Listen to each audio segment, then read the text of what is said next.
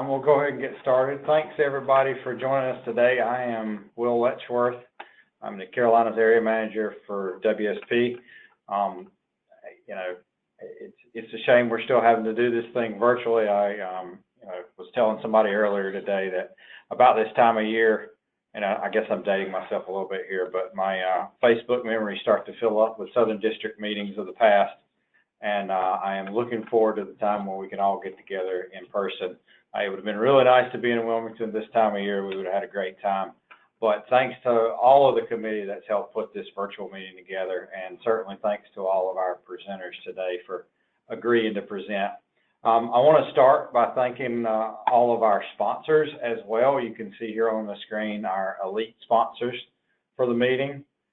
Give you a chance to look at that. You can see here our diamond sponsors, and apparently AirSage sponsored twice in the diamond, since they're listed twice here, but they are also our sponsor for this session. And then of course here are the gold sponsors.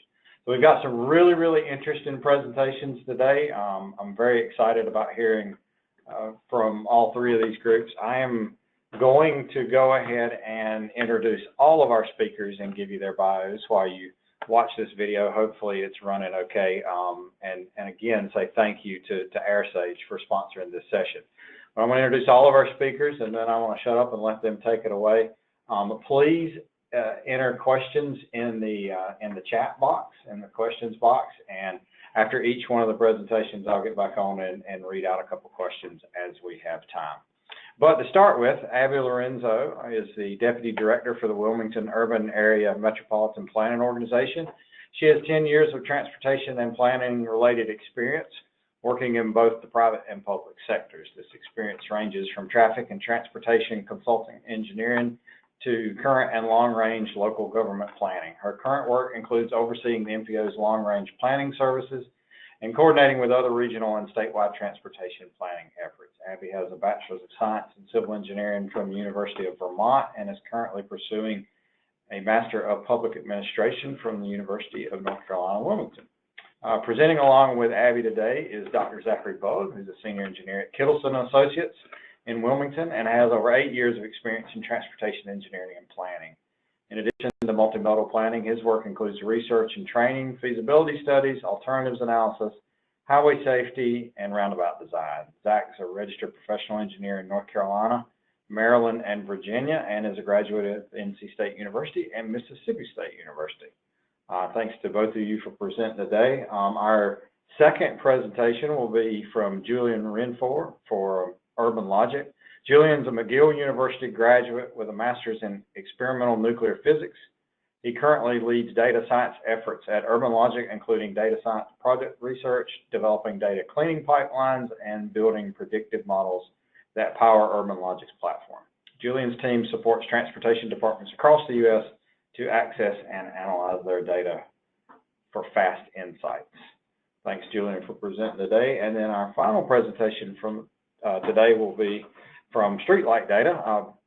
Becca Sial is a solution engineer with Streetlight Data, helping transportation professionals leverage the power of big data analytics to better understand changing travel behaviors and inform transportation planning decisions.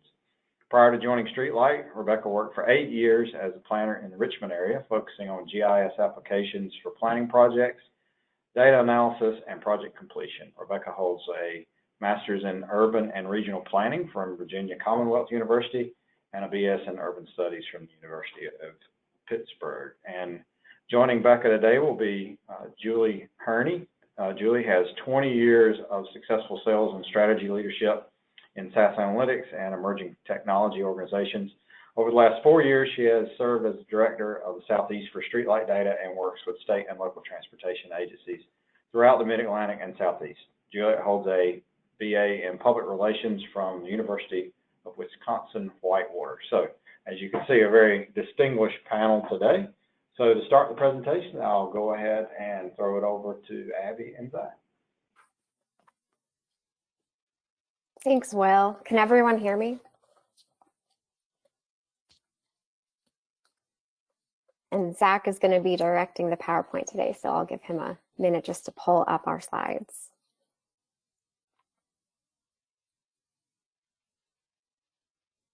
my screen.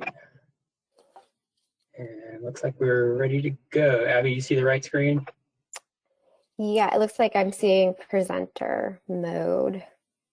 Okay, let me switch that over.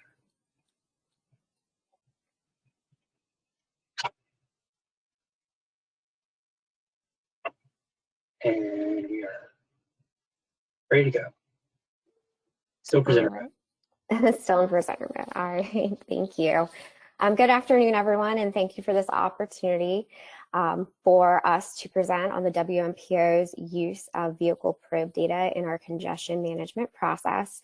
The WMPO began discussions with Kittelson back in 2019 after they had shared the availability of a big data source, NPMRDS data, and its capabilities with their proprietary probe data tool. We had learned some lessons from our 2018 report that really indicated the need for a data source that offered more than just a snapshot of how major transportation corridors in our region are functioning. Our 2020 biennial report offered us the chance to reevaluate and modify our monitoring and evaluation process. So our presentation today, just go back one slide, Zach.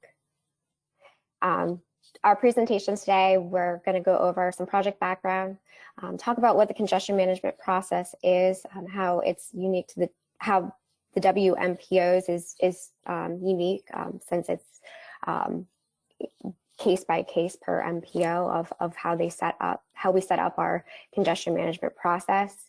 And then I'm going to hand the presentation over to Zach, who's going to walk through what probe data is, travel time reliability, and the findings of the work that they did for us for our congestion management process. So who are we here at the Wilmington Urban Area MPO? We're a federally mandated organization established back in 1978 when the urbanized area reached 50,000 population. That's the threshold that requires that metropolitan planning organization be established. We're mandated to provide regional transportation services. And our planning process serves as the basis for the expenditure of federal transportation funding here in our region. Today, our population is exceeding 280,000, and it fluctuates during different times of the year. We're home to UNCW, as well as we see a lot of tourism, as you can imagine, with the beaches in the summer. Our planning boundary is about 494 square miles, and we have 10 member jurisdictions. They're shown here on the screen. 3 counties, portion of Pender, portion of Brunswick, and all of New Hanover County, as well as Wilmington, Cary Beach, Navassa, Belleville, Leland, Carolina Beach, and Wrightsville Beach. We have a 13-member board who sets the policy and direction for our organization. And along with elected officials from each of our 10-member jurisdictions, we also have representation from NCDOT's Board of Transportation and the Cape Fear Public Transportation Authority. Being federally mandated, we have federal requirements. Perhaps one of the most important processes we're required to work through every 5 years is the development and adoption of our long-range transportation plan, known as the Metropolitan Transportation Plan. That informs what projects we submit and work with NCDOT through prioritization and the development of the STIP and the MPO TIP. And then we're also responsible for the preparation of an annual work plan. And through that process, we work with our members on local planning studies. Next slide, please. So during the results of the 2010 census indicated that the Wilmington urbanized area exceeded 200,000 in population, which is the threshold for the designation of a transportation management area. Really, that designation comes with additional reporting requirements for a metropolitan organization. And one of those reporting requirements is the development of a congestion management process. So what is a congestion management process? Basically, it's the systematic and regionally agreed upon method of measuring and monitoring congestion. And it's an assessment of different performance of the assessment of performance of mitigation strategies that are implemented. It's not a prescriptive process, meaning each TMA develops their own method and they work with partners and stakeholders to do so. We utilize it to inform the development, during the development of our Metropolitan Transportation Plan, which serves as the basis for our MPO tip. Next slide, please. Our process was established and adopted back in 2014, and as part of our process, we monitor and report a biennial report. So every 2 years, we go through the process of collecting data and evaluating 30 significant corridors within our region. Our first biennial report was in 2016, our second in 2018, and there is displayed on your screen is one of the segments from that report. As I mentioned, the process evaluated 30 critical corridors throughout our region. We collected data through the use of floating car studies in order to develop travel time estimates, average delay estimates.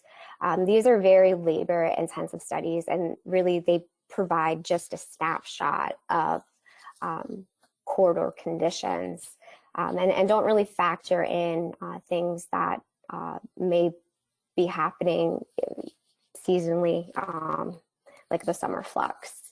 The corridors are also evaluated for their multimodal conditions. So we look at bicycle and pedestrian use of the corridors, truck usage, transit usage, etc. And then strategies are recommended based on the observed conditions. When we began preparations for our 2020 biennial report and talking with our stakeholder partners, we were all in agreement that we needed to start looking to some of these new data sources and make some changes to how we're monitoring and evaluating these critical corridors within our region. So next slide, and Zach, I'll turn it over to you. Thanks, Abby. I'll talk a little bit about the probe data sources that we used to really replace the manual travel time runs that the MPO had been performing for previous congestion management monitoring. There are probe data available to everybody through the National Performance Management Research Data Set, as Abby said. There's a few other great sources of data that I'm sure you're going to hear about in the next hour or so, but this is just one that we pulled from. And if you use various applications, maybe Google Maps or others, you may be familiar with probe data, and that's how a lot of information is distributed to users on speeds, travel times, congestion, that sort of item. So it's free to state and local transportation agencies. It's intended to be used to provide that information for federal reporting, travel time reliability, travel time and delay, and then the congestion management process. And then finally, it's used to set and achieve those mobility targets. And I'll talk about what the feds say a good mobility target is, and then what some of the specific ones that the Wilmington MPO has chosen to implement maybe. So how available is the probe data? You know, it's a great source, but only up until the point where it's been recorded and it's readily available. We worked with the MPO to identify kind of their wish list of top priority corridors throughout the MPO jurisdiction. And you see here just kind of a color-coded map of the different corridor segments around town. You know, if you had been here in Wilmington this week, you would have been able to go out and drive some of these corridors or go out and bike some of these corridors and kind of see where they are. But I'll give you just my take on it. This is pretty good coverage based on most of the metro areas out there. And we were able to supplement the data set with a couple of other sources, and then using this Federal Highway Probe Data tool to help extract that data. So we talked about 2019. There were a couple of things that happened in 2019 during the fall. There's kind of always a hurricane around. We live on the Atlantic coast, so looking at extreme weather events and holidays and major events like that, we had to go and filter the data to get some typical days, typical weekdays in the data set. We went over a 2 to 3 month period, and we're able to collect the travel time data at 5-minute intervals, so pretty good resolution. And then the next few slides is just going to give you an idea of what this data looked like, and then just some of the trends. These are not really unique to Wilmington, but just to kind of give you a feel, in the sense of a case study, just how useful the probe data may be in setting and achieving those congestion management and mobility targets. So the corridor you see up on your screen here is Market Street, which is US 17. It runs really along the coast from Charleston, kind of up to the north through the Hampton Roads area, through Wilmington, and it's a pretty heavy commuter route. There's some seasonal beach-bound traffic, but I would say this is a school and a work kind of commuter route. With Wilmington being towards the lower end of your screen and this little inset map, and then the suburbs and the county being towards the north end. So in the morning, there's going to be a pretty substantial peak going towards the south, and then in the evening, you'll see it towards the north. And that's exactly what shows up in the data, in the graph. There's definitely some ebb and flow along those 5-minute intervals. If we were to smooth those out to 15 minutes, you'd see probably smoother data, but not as defined peaks. So this level of data really gives you a good sense of what are those 5-minute peaks, what is the reliability flux, throughout the peak hour and throughout the day. And then again, this is also 2 months of data. So there's that kind of gives you an insight once we start talking about some reliability thresholds, just day-to-day variation. But just to show you that it's pretty remarkable that morning peak, it's pretty substantial every day, but Saturday and Sunday, Fridays being a little bit lower than the rest of the days. So just like every other commuter corridor out there, it just kind of gives you a sense that the data are pretty accurate and reliable here. In the opposite direction, you see a pretty pronounced afternoon peak, except on Fridays when everybody, at the hospitals and at some of the big employers, have a different shift, and there may not be as much. Back in 2019, everybody was still working. People may have taken Fridays off or been working a more flex schedule at that point. But you can still see the afternoon peak. It's not on this corridor. It's not quite as substantial as the morning peak due to the absence of school traffic. This also gives us the option to look at seasonal variability. And I mentioned that we took the data for most of the reliability analysis through that fall period. Well, we were also able to grab some spot data for the rest of the year, just kind of look into seasonal trends and supplement that data. So you can see here that green line is the July to September, when there is no school in session for most folks. That really cuts down that AM peak.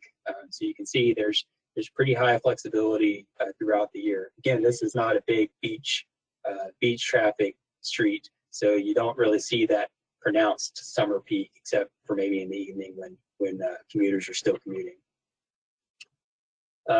Just seasonal variability in the other direction. Again, you see the PM peak, but the summer peak is definitely still there, as opposed to in the AM when school's not in session. All right, so that's travel time. Now we're looking at delay. The MPO had used this statistic for quite a while in their congestion management process, calculating delay by subtracting out the free flow travel time at the posted speed. So just looking at each of the corridors and ranking them based on delay per mile.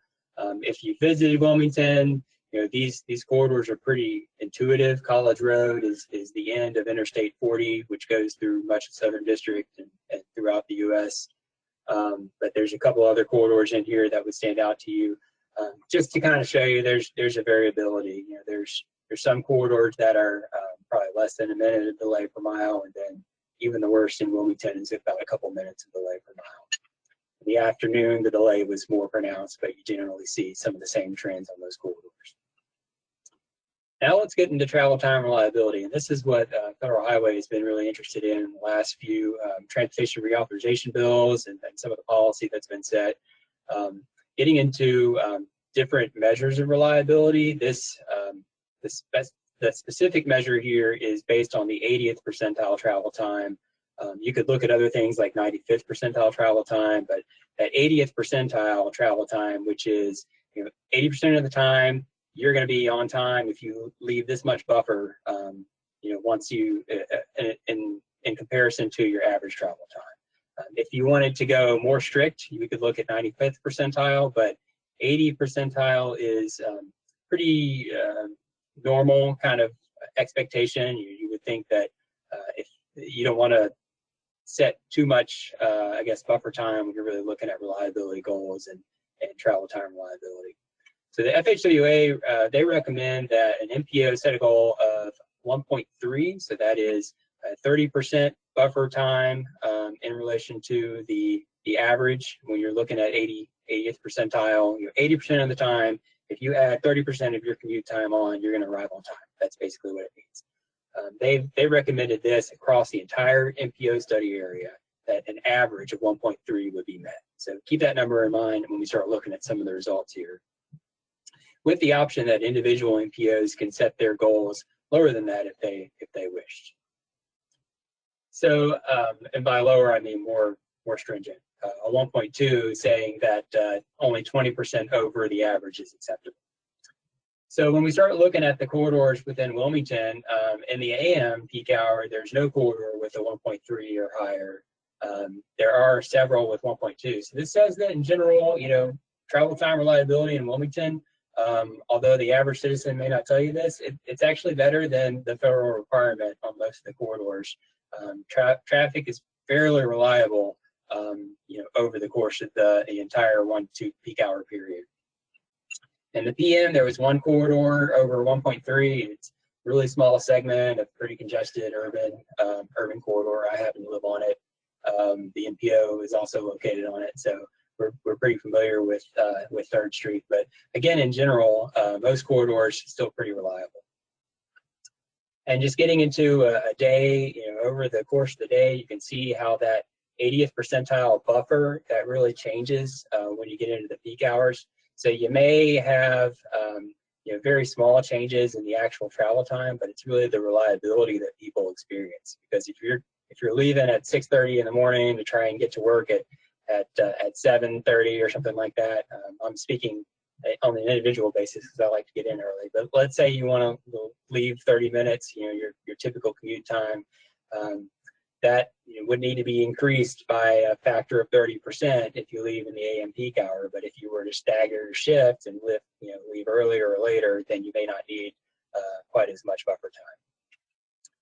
And again, in the northbound, you can see how that travel time reliability varies throughout the day.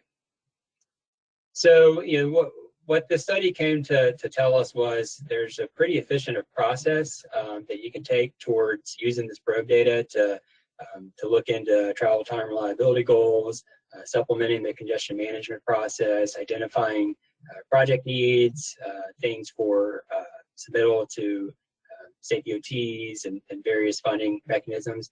One thing I left off here is the data are available historically. So if you're in a period where travel time trends may not be, what is considered normal, there's a lot of data out there to kind of look into the past and start setting those goals and expectations, as we were able to do. This project actually happened during 2020. So after most folks were working from home, we were able to look back into 2019 and pull all the data. So it was still pretty reliable there. And we were able to look into things like day of week and seasonal variability. And then at the end of the day, Wilmington travel time reliability, generally better than the federal thresholds. But again, each MPO should set their own expectations. So in Wilmington, if we decided that it's better to be on time, up to a 20% buffer instead of 30%, that's something that the MPO has an option to set. The next steps, as Abby mentioned, there's this biannual data report that ranks every corridor and has reliability and travel time statistics and project needs that are submitted to the State Transportation Improvement Program. That 2020 report was completed last year with the 2018 data. Those projects were submitted also in the summer for funding and prioritization. And then that next round of funding through the NCDOT process will be released sometime next year. And then, the cycle continues this year. There's going to be some data available, hopefully in the fall. It'll be interesting because I gather that a lot of folks are still commuting, and schools are kind of in various stages of going back in person. But whether you call the data reliable or not, I think there's some really interesting things that can come out of comparing that 2021 data back to what was collected in 2019, then including in future reports. So it's been a really cool project, and it's really nice to see local agencies getting on board some pretty innovative trends here using probe data. And there's plenty of other NPOs across the country that I think could take on this example and maybe start doing away with some of the data collection, the past ways of collecting data that may not be as efficient. So with that said, I think we got a few more minutes in our 30-minute time block for questions, and if not, I'll turn it back over to Will. Thank you, Zach. Thanks, Abby. I do not see any questions coming in through the chat box. Give it a second here in case anybody's typing one out. Otherwise, we can always circle back and take some more questions at the end. Sounds good. Hope everybody makes it to 2024. It's a great time of year to visit Wilmington. Yes, thank you for that reminder. Definitely put that on your calendar. All right, well, with that, we'll turn it over to Julien, and I'll keep monitoring the questions, and if we do have any come in, I'll make sure to ask those at the end. Thank you.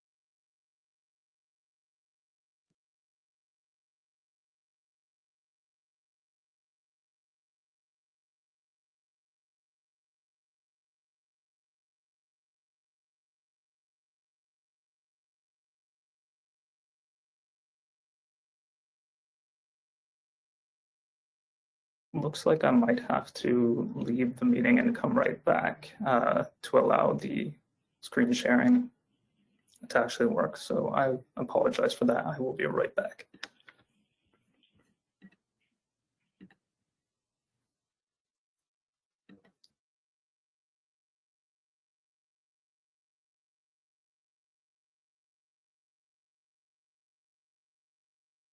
Wouldn't be an online meeting if we didn't have at least one issue. Hopefully this gives everybody a minute to take a break. And if Julien doesn't reappear here shortly, Becca and Julia, if you want to be on deck, we can roll with yours and then circle back to Julien. We'll give him a second. There we go, back in.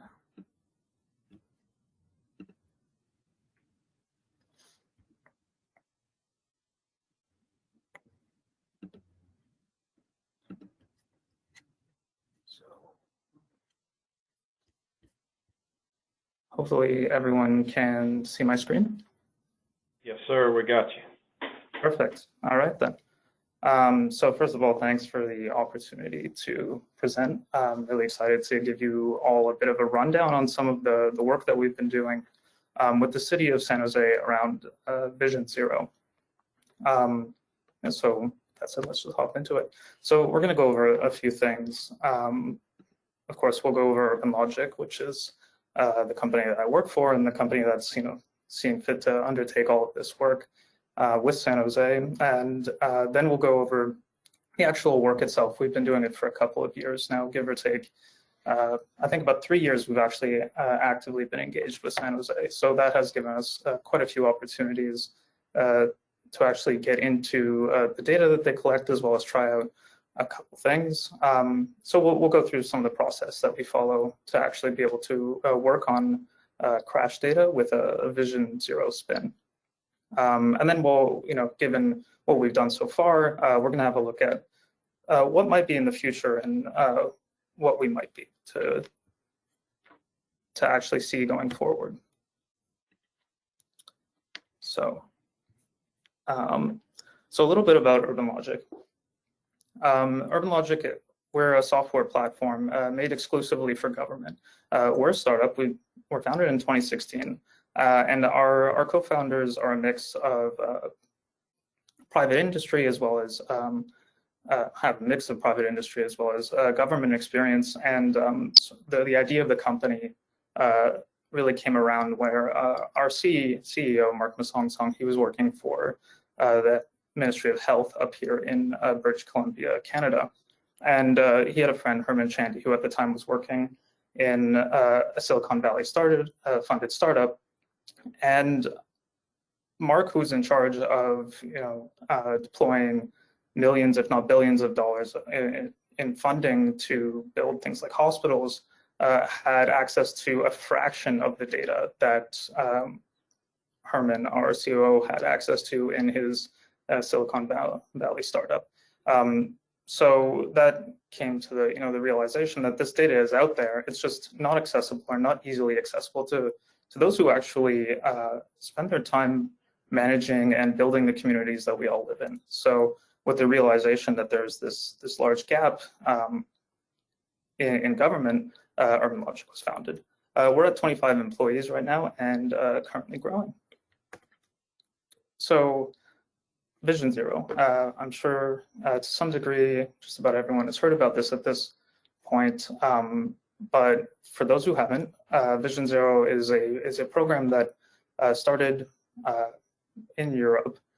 And the idea was, how can communities adopt planning with the spin, in particular transportation planning, with the goal of reducing traffic-related deaths down to zero. That's a very important goal. There are tons of traffic-related deaths, and the Vision Zero adopts the point of view that these deaths, are not accidents. When we first started working in this, we happened to use the word accident quite a bit. We were very quickly corrected that, in fact, these are incidents or crashes. They are preventable if we do our work properly.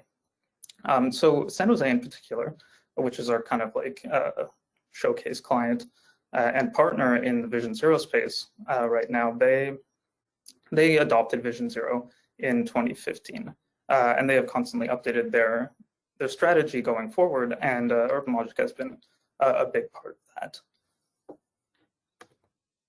So let's jump right into it. What are we actually doing? So UrbanLogiq, as I said, is a software company, and we provide software for actually analyzing data, ingesting data, cleaning data, the whole 9 yards. And in particular in the Vision Zero space, one of the things that we've looked to do is to introduce machine learning. How can machine learning help us actually achieve Vision Zero?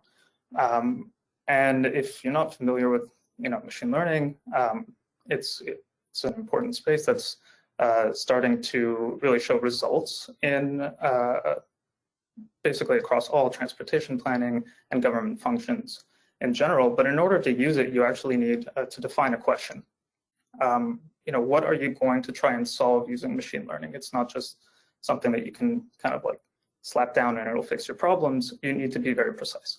So the question that we have looked to answer for San Jose and with regards to Vision Zero is, can we train a model to identify intersections in San Jose that are likely to see a crash, resulting in a severe fatal injury over a period of 5 years? So we were very careful in defining this question.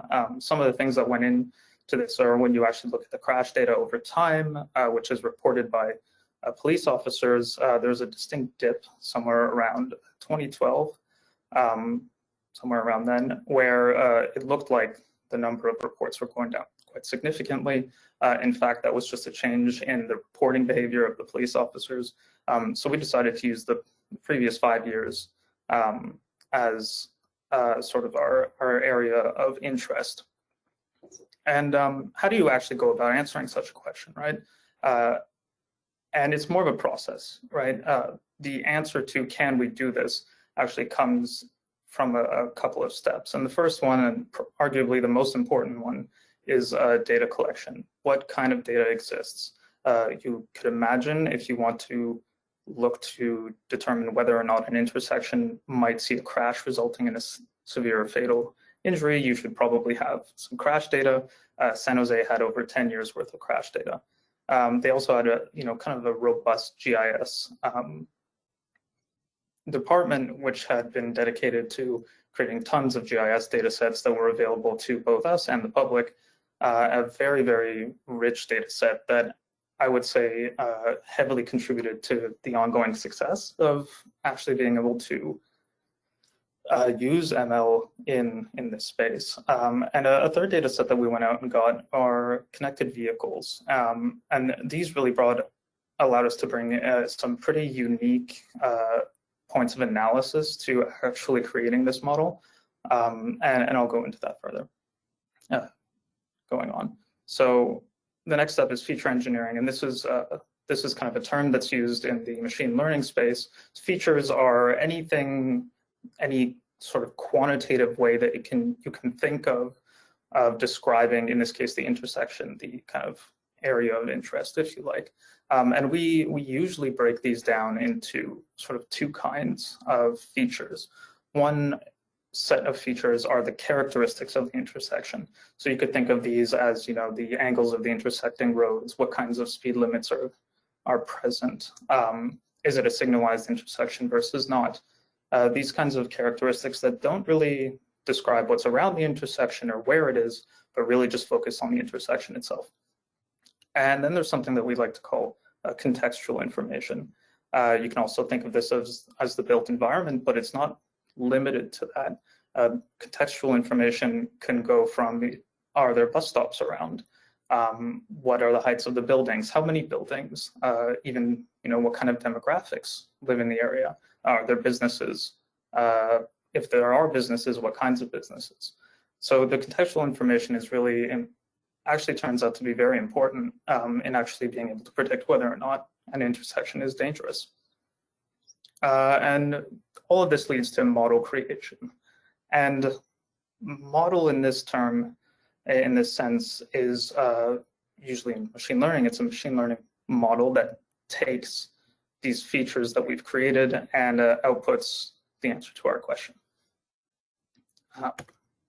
So I'll go a little bit more in depth into some of this data. So the crash data, like I said, San Jose had a very, very robust crash data set. When we actually initially started working with San Jose, we weren't aware of the existence of this crash data. In fact, we were looking into more of we were working more in the traffic ops space, collecting all of their data, cleaning it, and putting it sort of on a map and identifying where it should go on a map and making it more available and more accessible to our users at San Jose. And we kind of were informed offhand that, hey, there's this crash data. And it turns out it's a super robust crash data set. It goes back about 10 years. As I said, it was collected by the San Jose Police Department, and it covered roughly 70,000 incidents. So a pretty rich data set. There's information including injury severity, the involved parties, the date, the location, the time, there was weather, the lighting, really a large amount of information in this data set.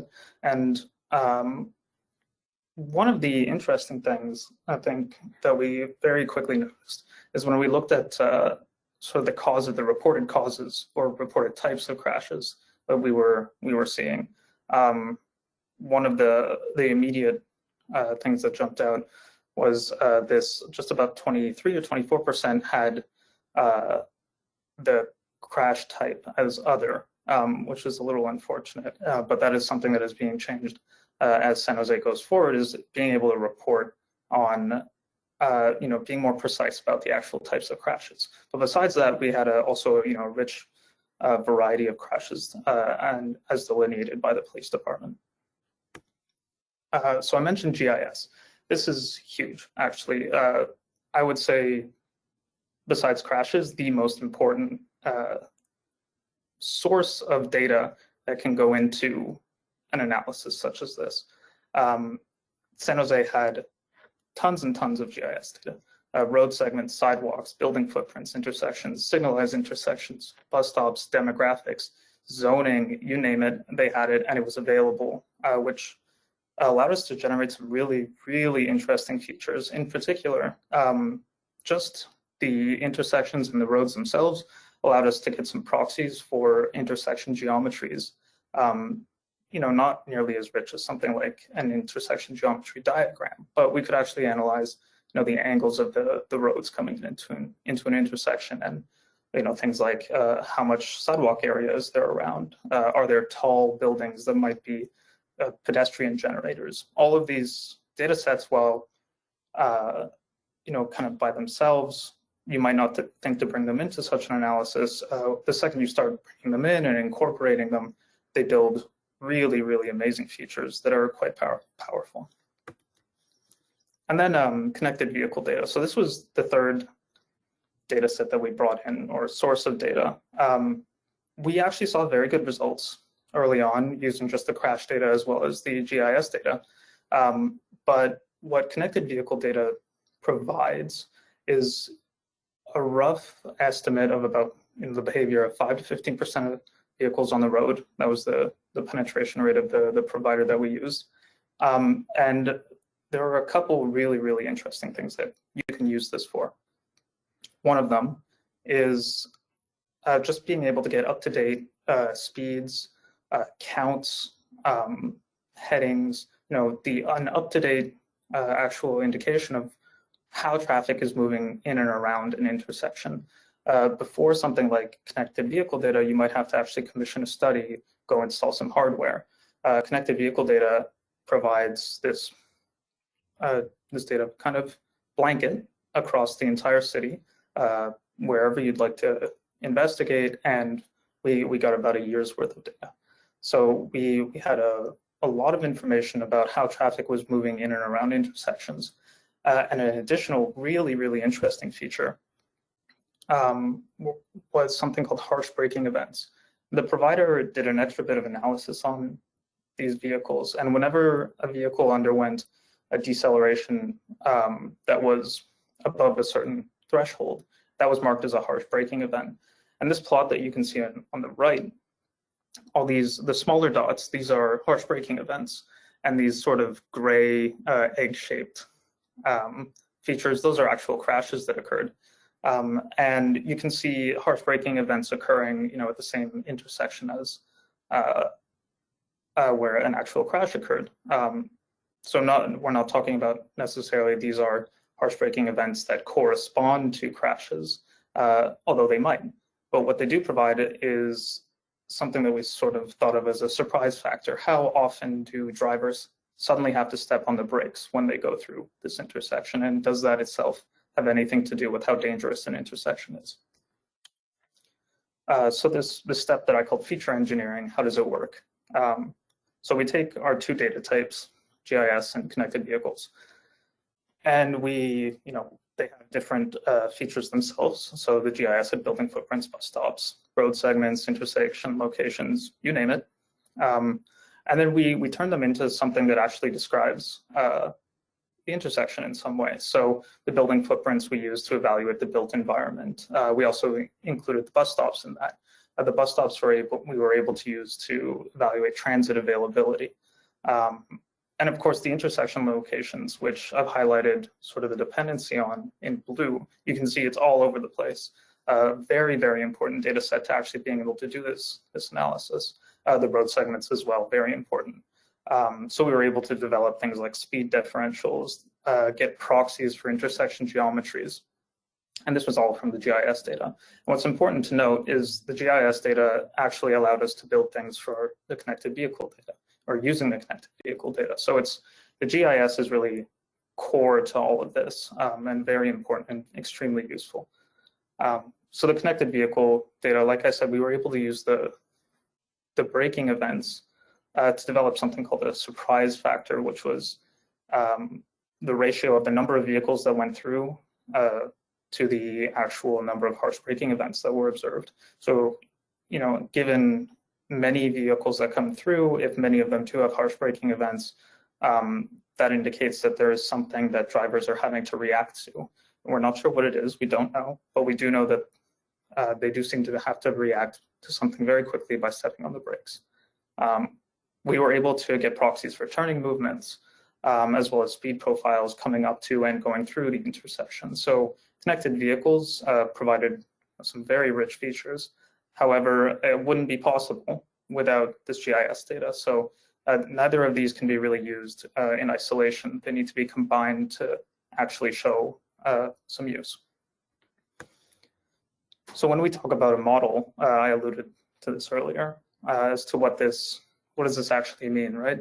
And in short, you can think of a model for our purposes as this function f, and we're trying to take an input of the intersection that's described by all of these different kinds of features, and the output is kind of a yes or no. You know, is there going to be a crash within 5 years that results in a severe or fatal injury?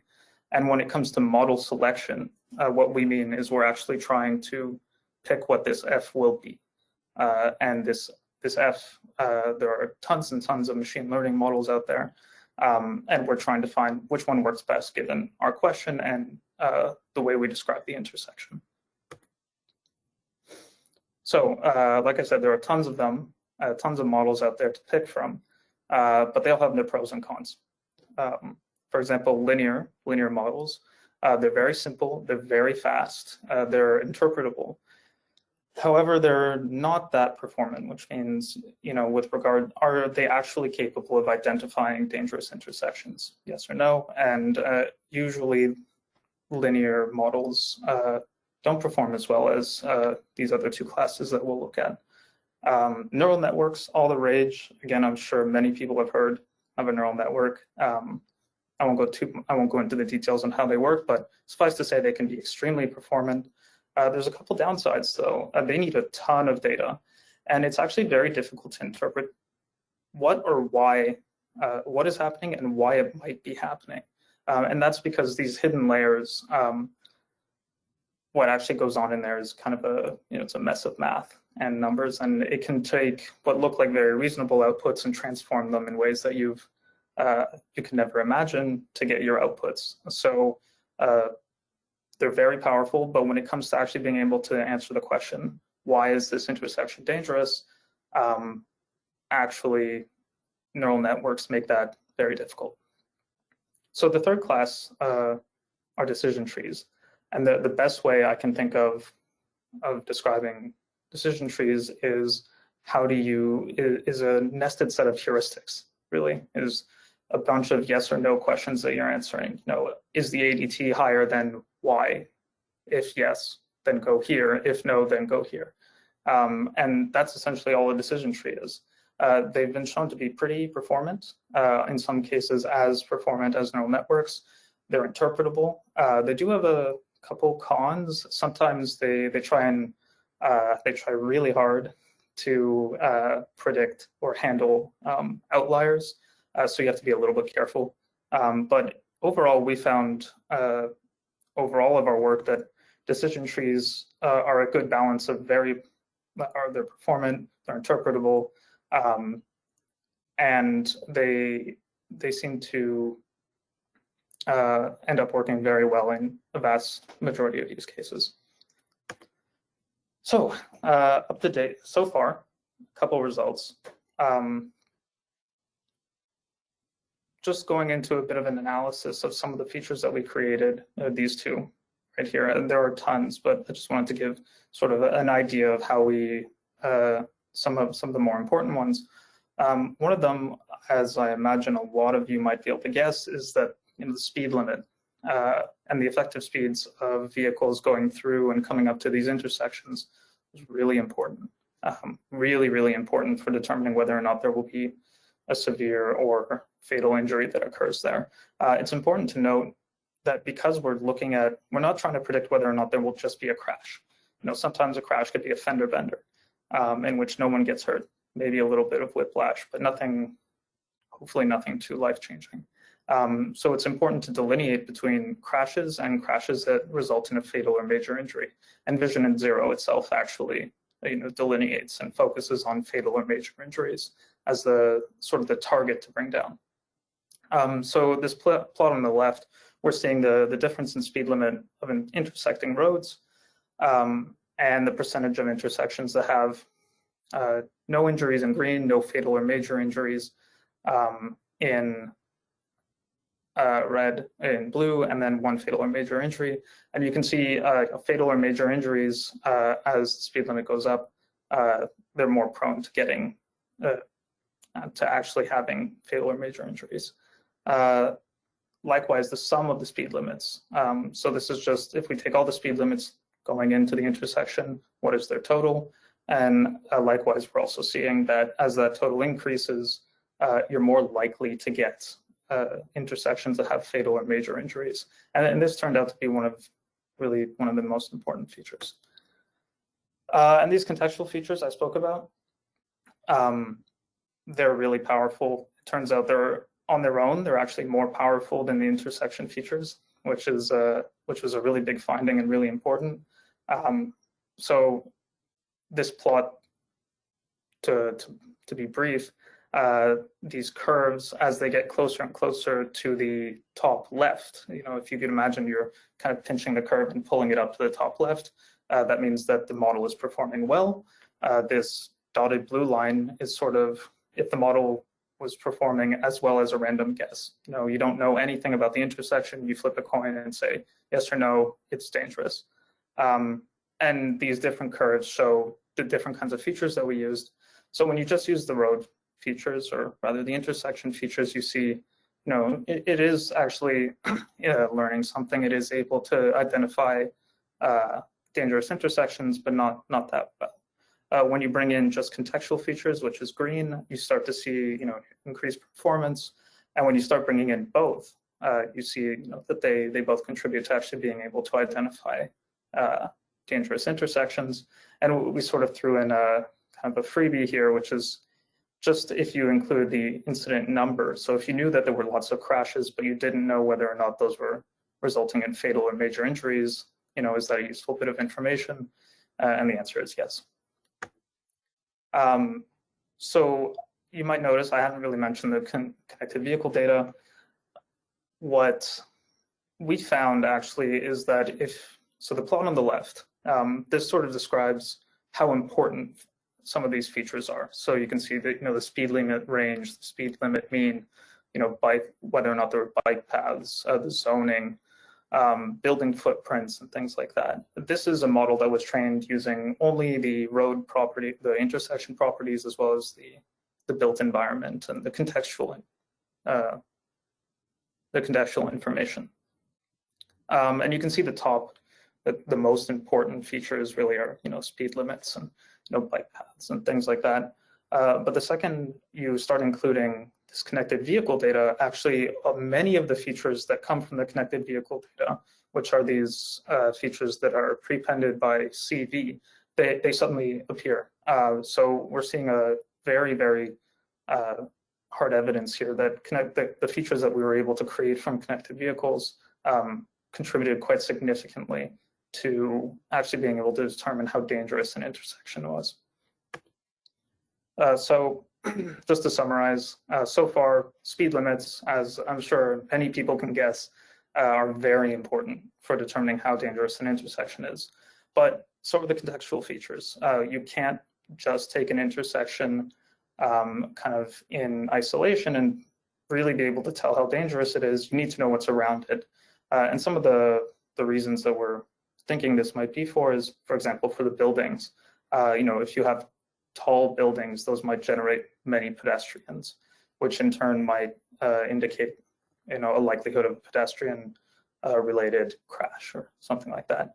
And the connected vehicle data also provides a really rich set of informative features that contribute to, but aren't required for. We were seeing good performance before we had the connected vehicle data. The connected vehicle data takes it to kind of another level. If anyone is interested, there is a write-up on San Jose's website. That's the link right there, just describing some of the earlier work that we did with them. Unfortunately, at that time, we didn't have the connected vehicle data, so you'll see mostly work related to the intersections and the built environment. So I'd say so far we have answered this question. Yes, we can train a model to identify intersections that are dangerous. So far things are going pretty well. But we don't want to stop there. You know, what's the next step? What can we possibly bring in? So GIS changes, right? We shouldn't be assuming that roads and intersections and buildings remain static over the years. So being able to capture changes in the built environment as well as the road properties and the intersection properties and demographics are going to be really key going forward. And we could even start to evaluate things such as, you know, an impact evaluation. You change the speed limit from 60 miles an hour to, you know, maybe 35. How did that impact your likelihood for a crash and things like that? We'd really like to get into actually really understanding the geometries of intersections. So the number of lanes, left turn, right turn, things like that, the way the intersection is built, the spacings, things like that. So intersection diagrams are an area of interest for us. We might be able to combine those with computer vision in some way to actually extract features that can point to whether or not an intersection is dangerous. And there's a class of models out there called Bayesian networks. So far, everything I've spoken about has really relied on correlations. So, you know, as we're seeing that as the speed limit goes up, there seems to be, you know, in a correlated fashion, the likelihood of an injury goes up. But that doesn't really talk about causality, right? It's not really pointing out that the speed limit is causing this increase in, say, a pedestrian injury likelihood. Bayesian networks provide a structure for you to start encoding causality. And what's really, really useful and interesting is you can also incorporate more specialist knowledge. You can work with people who have a deep, deep understanding of the Vision Zero space and of crash analysis to incorporate their understandings and their knowledge and their research into the actual model beforehand. So with that, I'd like to thank you all. And I'll leave you with this plot just showing how the numbers of buildings around an intersection seem to affect whether or not it'll get a crash. Thank you, Julien. Really appreciate it. Any questions? I don't see any on the screen so far. We'll give it another second.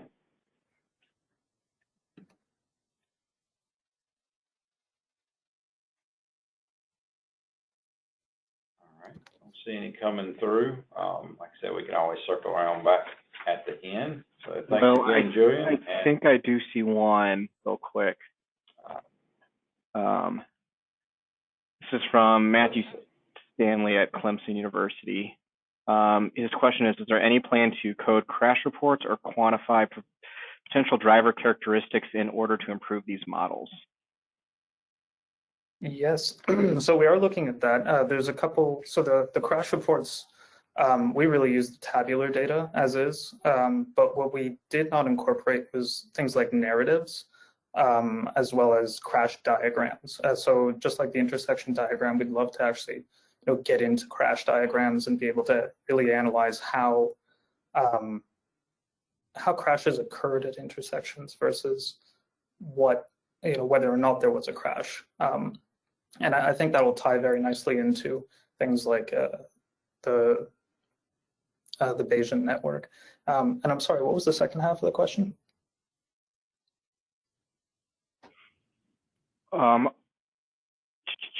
Is there any plan to code crash reports or quantify potential driver characteristics in order to? So the potential driver characteristics. There is a plan we have thought of it. We've looked at things like overarching demographics of the area in which the crash occurred. What we're always careful to do is when you actually look into driver characteristics such as age, education levels, so on and so forth. We want to be very careful with those, just for privacy reasons. So there is plans going forward to look at those kinds of features, but we sort of have to take it slow and do it right to make sure that we're not introducing any potential biases along the way.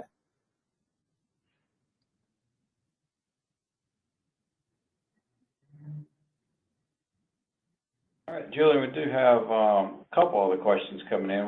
We'll take one or two more here very quickly. Let's see, what was the cost to the city of San Diego to develop the machine learning safety predictive model, and are you working to expand it to other cities? So the price, well, like I said, this was, so our initial work with San Jose was a proof of concept that was really focused around traffic data aggregation and cleaning. So I would say the price was wrapped up in that, and the way UrbanLogiq works is there's what is called an implementation fee, and then there's a recurring annual fee, software as a service. So I think all in all, we came out to, for that POC, we came out to, I think, 30,000 USD, something around that. Don't quote me on that because I'm not from business. So that's a very rough estimate of the work that we did at that time. That said, we are absolutely looking to take this, beyond the city of San Jose. They've been fantastic partners, and we're learning so much from them that as we build this out and we gain more and more trust in it, we really do want to start bringing it to other clients. As you can see, sort of the necessary pieces here are: do you have crash data? Do you have some GIS data? And you don't need things like connected vehicle data. It is very valuable, but it isn't required. And if you do want to use it, it's available across all of the US for a fairly reasonable price as well. So yeah, we are looking to take this to as many people as we can, and we're just we're trying to learn as much from San Jose and building as much confidence in the models that we can take it and make sure that it provides value, rather than we don't kind of want to jump the gun. Great, thank you, I appreciate that. We do have another question, but I want to turn it over to Becca and Julie now, and we'll circle back around if we do have some time at the end. So thank you, Julien, and with that, I will turn it over to Becca and Julie. Great, thank you. Can you hear me okay? Yes, ma'am, you're good. Okay, perfect. I can hear you, Julie. Can you see my screen? I can see them. Thanks, Becca. All right, cool. So welcome, everybody. My name's Julie Hirni. I'm the director of the Southeast for Streetlight Data, and I concentrate on working with DOTs, MPOs, cities, and counties throughout the Southeast. Becca, you want to introduce yourself? Thanks, Julie. So my name is Becca Sial. I am the solution engineer for the Southeast, and what that means is I am a transportation planner by background in the private and public sector, and I help our customers be able to apply Streetlight data to their projects. Okay, great. So give you a little taste of what Becca and I are going to talk about today. The onset of COVID-19 over the last year has brought on unprecedented changes, particularly for transportation professionals. So we've seen things like shift in modal shift and drops in VMT, and many of the transportation professionals that Becca and I have been talking with over the last year have scrambled to get data, particularly during lockdown. So what Becca and I are going to talk to you about today, I'm going to start off with a little bit about what big data is, how it works, how the Streetlight platform works, and how you can use it to gain insight into unexpected changes in travel patterns, whether it's COVID-19, a hurricane evacuation, or something along those lines, and how you can do it all from your desktop on demand. So Becca, can you go to the first slide, please? Sure. Okay, so where this all starts is if you have a question that comes up and you want to ask a question, a transportation question, how do you do that? So what Streetlight is a self-serve online on-demand platform that provides mobility analytics on demand. So you can do it anywhere, anytime. You can set up an analysis, use different types of analyses such as origin destination, select link or top route, AEDT, and then quickly visualize those results on the desktop, where you can export it through CSV to download the results for post-processing work. And then what that allows you also to do is iterate on the fly. So if you run an analysis, see something interesting, want to iterate or go down a rabbit hole, you can do all that from your desktop. And how do we do this? So the data that goes into it is Streetlight data is turning raw data into actionable transportation analytics so that you can take action off the analyses that you run. We're using different types of geospatial big data for mobile devices and contextual data, which also includes traffic counts, which serve as calibration data, road network data, parcel data, and land use data, and then demographic data from census. All of this data gets processed algorithmically into metrics. The sources of data that we use, the GPS, comes from connected trucks, which provides really good insights into freight metrics. Location-based services, or what we call LBS data, provides really good insights into all the other modes like personal, bike and ped, bus and rail. And it's really good in providing insights where you don't have counters for rural and local roads or county roads that you don't own. What we bring to this is a really massive sample size. So as you can see outlined here, we ingest, index, and process over 40 billion anonymized location records every month from smartphones, navigation devices, and connected cars and trucks. Next one, please. So I want to talk to you a little bit about spatial precision and temporal precision and why they're important when you're doing an analysis. Spatial precision is what we'll start with first, and what I'm talking about is the right-hand side with the circles that you can see. Our location records can be as spatially precise as 5 meters, which is the inner circle, and that's about the length of a car. The average is better than 19 meters, and so the image on the right where that shows it's why it's important for transportation is if your location record only has precision to 300 meters, you can't really see if it's on the same street that you want. Likewise, on temporal precision, why that's important is the location records can be segmented into day parts down to as small as 15-minute bins, and you can look at it by the time of day as well. I should mention that we are historical data, so we're about 2 or 3 weeks behind. All the data sets that we use are archival going back to 2014, and we update those monthly. So it is a SaaS-based model. Being able to analyze the archival data is important because it allows you to do trends analysis easily. And many of our clients are looking to us to do before and after looks.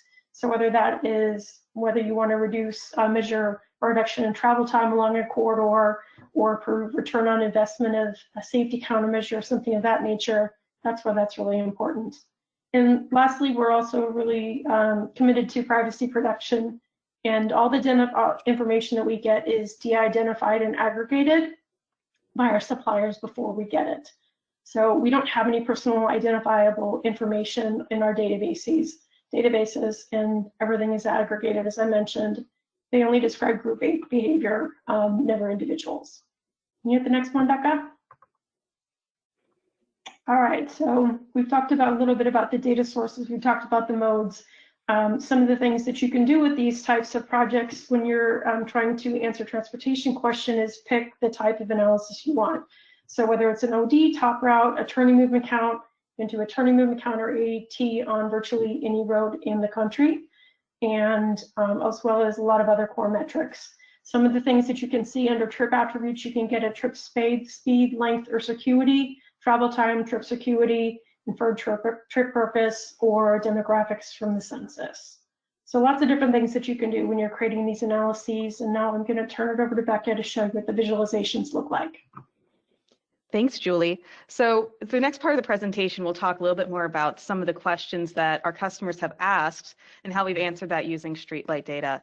All the images that you'll see are from the Streetlight Insight platform, which is our SaaS-based platform that is accessible through a browser. So the first thing you're seeing here is measuring shifts in bicycle and pedestrian activity. A lot of our customers have, with the advent of COVID, had a lot of questions about how bicycle and pedestrian activity has been changing in their communities. We've seen shifts in the suburbs, we've seen shifts in the city, where once there was a lot of activity, now there may no longer be a lot of bicycle and pedestrian activity. So what you see here is a pedestrian analysis looking at a basically a fishnet of different zones across what we call zones, so units of analysis, different areas across downtown Knoxville and the University of Tennessee. So on the left-hand side, you'll see April 2019, pre-COVID. There is a lot of pedestrian activity within the University of Tennessee area, downtown Knoxville, and typical places where you would expect to see a lot of that pedestrian activity. As we move into the right-hand side in the image for April 2020, we see a very different story. This is when we were all in lockdown, and the University of Tennessee, I'm sure, was no longer had a lot of students on campus. And you see that pedestrian activity compared to 2019 really dissipate. And there's still some activity in the downtown area, but where we really see the activity is in that left-hand corner where there's actually a hospital. So all of that activity has really moved from University of Tennessee, other areas where people used to be walking and socializing and spending time outside, really moving to those hospital and medical areas. So that's one way that we've been used really specifically to be able to understand how those shifts in patterns and behaviors, especially over time, and seeing the power of how those trends, especially with unexpected events such as COVID, can change those things. We also looked at measuring shifts in transit activity in Fredericksburg, Virginia. For those of you who might be familiar with Virginia and Fredericksburg, it's really a bedroom community in just about 50 miles outside of DC, 50 miles south of DC, Washington, DC, and 50 miles north of Richmond, Virginia. And they do have a lot of commuter rail, specifically what's called VRE, that services this area. So what we did is look specifically at a VRE station and ran what's called a top origin destination by preset geography, looking at, for that specific area, what were the origins during 2019 for that transit station, that commuter rail station in the AM peak period, and then looking at 2020.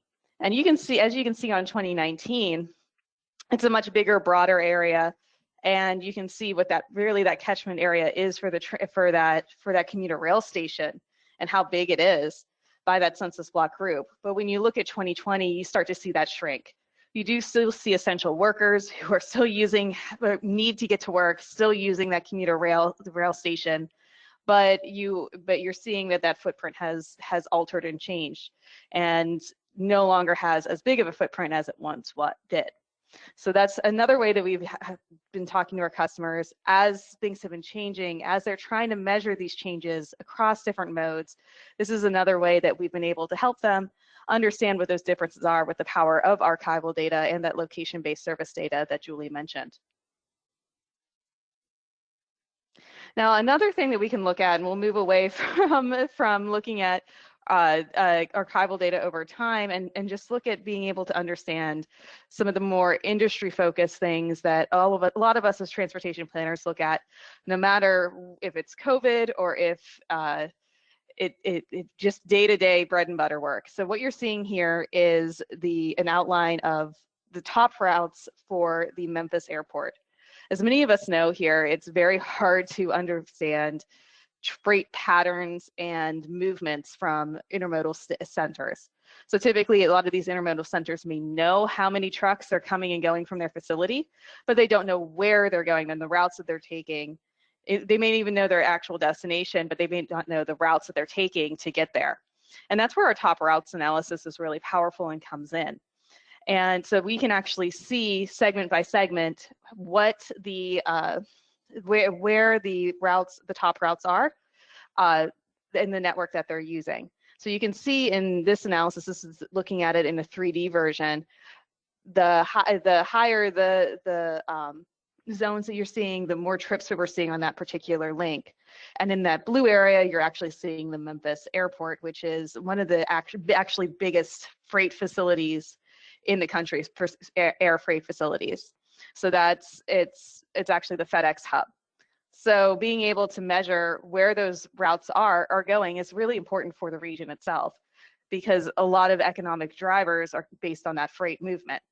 And being able to put the right infrastructure on the right roads and making those correct improvements will help cut down those travel times, which keep the Memphis region competitive. So using that top routes analysis to see segment by segment, how many trips are within that particular segment coming from the Memphis airport that are commercial freight, will be able to help planners be able to see that, visualize it, and actually be able to communicate with public officials and stakeholders to the decisions that are made when placing freight facilities and improvements on roadways. And that's the end of our presentation. And we wanted to leave time for questions if anybody had any questions about Streetlight data and how you can use it to answer your questions. All right, thank you, Becca and Julie.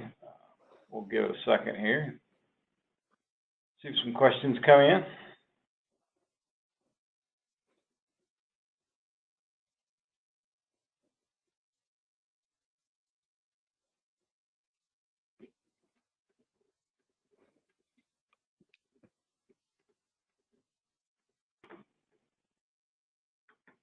All right, assuming I'm looking at this right, I haven't seen any come in. Thank y'all both for your presentation. Since we've got a couple of minutes, we did have another question come in for Julien. And again, if you've got questions for any of our presenters, go ahead and type them in the question box, and I will bring those up and we can pass them around as they come in. Julien, the question here was, how could a smallish municipality start getting up to speed on bringing some of this type of data and data analytics into decision making without spending a fortune? I think that was kind of related to the previous question a little bit, but maybe there's some tips you can provide about how smaller municipalities start getting their ducks in a row to do that type of analysis. Yeah, absolutely.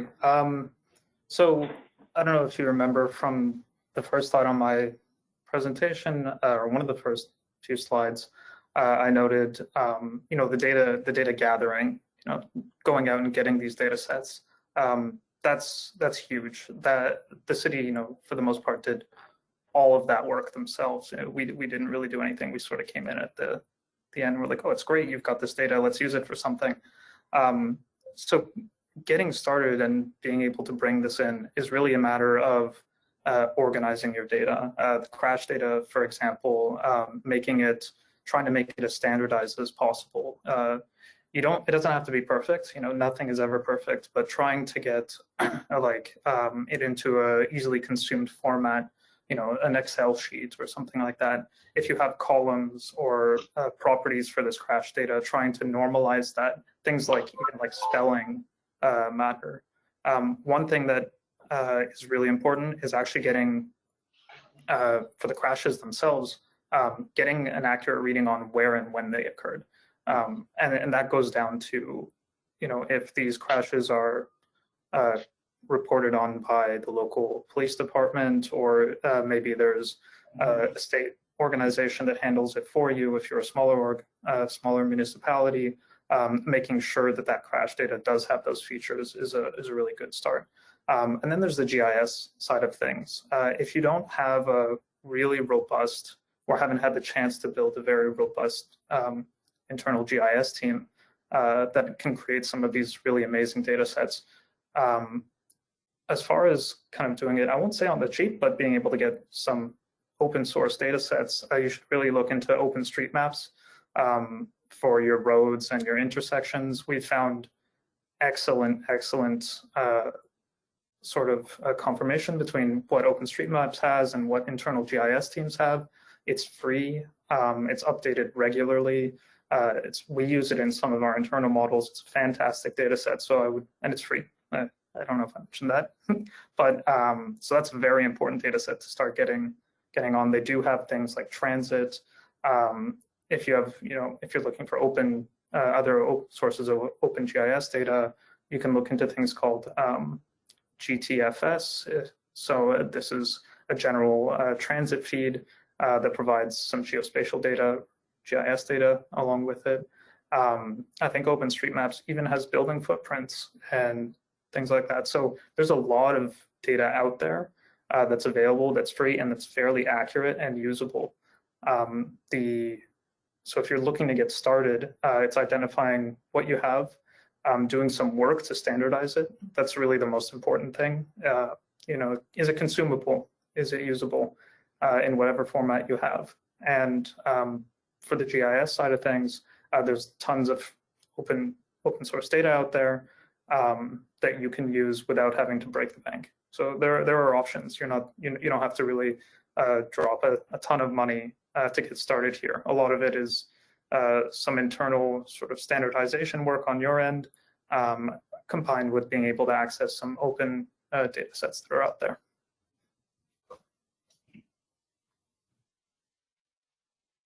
Very good. Thank you, Julien. I think that wraps up the questions that we've got. Thanks again to all of our presenters, Abby, Zach, Julien, Becca, and Julie. Thank you again to AirSage for being our session sponsor. And thanks to all of you for presenting or participating today and the first day of the technical program of the 2021 Southern District ITE meeting. Hope to see you at least virtually again tomorrow. We've got a joint technical session tomorrow morning from 9:30 to 11, and then concurrent technical sessions starting at 1:45 and the second one starting at 3:30 tomorrow. So hope everybody's had a great day. Hope everybody has a good evening, and we will see you tomorrow. Thank you so much.